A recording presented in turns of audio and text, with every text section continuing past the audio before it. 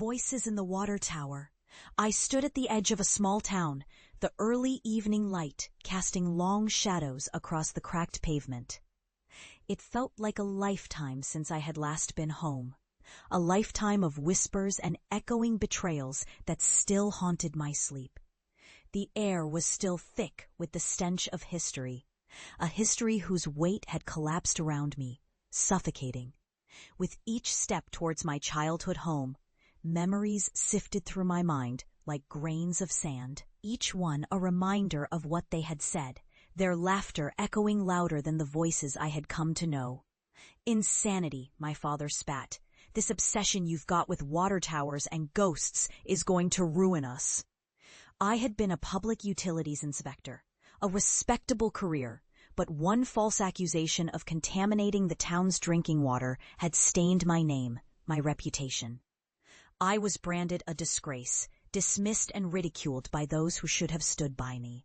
That's when the obsession had begun, a desperate quest to uncover the truth behind the whispers of the abandoned water towers that littered the outskirts of town. "Just let it go, David." My mother's voice had been a lullaby of disapproval. "You're damaging your own mind. You'll end up alone or worse." And that was the last time I had heard their words. I had turned my back on them, on the laughter that dug like knives into my gut, and set out to find my own truth, my own salvation. It felt like an impending storm. The streets were just as I remembered, row after row of white picket fences, and the scent of fried food wafting through the air like a cruel reminder of simpler times. I approached the old homestead, my heart pounding in my chest, a metronome of dread. Would they see me as I was now? I entered the house and was instantly met with gasps of surprise. There they were, my parents and my younger sister, Jess. Their expressions were a mixture of shock and disbelief, thinly veiled contempt replacing the warmth I had known. "What are you doing here?"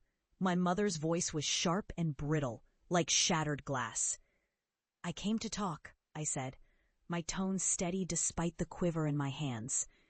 "About what?" my father sneered. "Your lunacy? But I pressed on, recounting my journey, the truths I had unveiled, the horrors I had faced. I spoke of the voices in the water towers, how they echoed through the night, revealing their secrets to anyone brave enough to listen. But the more I talked, the more mockery shone in their eyes. Then, suddenly, a tremor coursed through the ground beneath us. Books fell from shelves, and my mother clutched her chest as though sensing something unseen. "What is happening?" she gasped, her bravado crumbling. "It's them," I whispered, dread pooling in my stomach. "The whispers, they followed me home." Outside, the world seemed to dim as twilight fell, and the shadows began to crawl up the walls, darkening every corner of the living room. The air thickened, and the whispers, once only echoes in my mind, began to seep through the walls like a foul miasma. "David!" my father barked, but there was a wildness in his eyes, an understanding of the horror that now enveloped us. "What did you unleash?"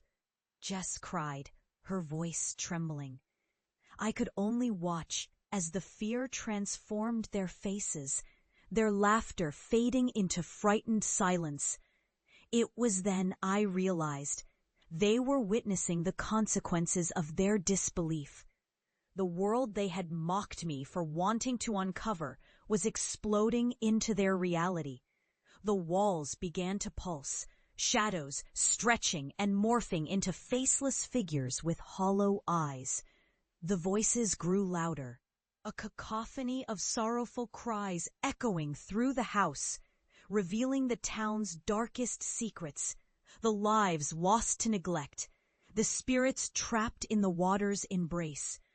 My family shrieked, backing away against the walls, their contempt turning into desperate pleas for understanding, for forgive.